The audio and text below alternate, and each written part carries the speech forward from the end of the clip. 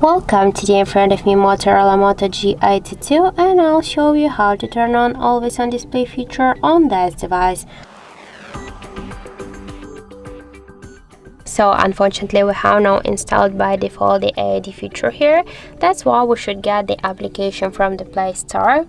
So let's here in the search pool enter Muviz Edge application, and now we should get this application. So tap to install and wait a couple of seconds while this application downloading and then installing on your device.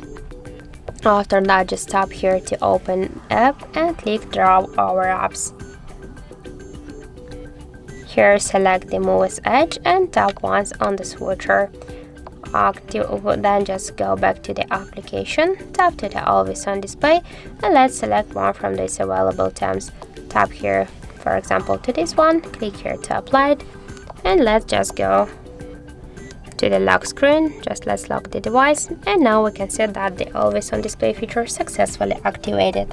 So that's it. Thank you for watching, and if you find this video helpful, don't forget to leave a like, comment, and to subscribe our channel.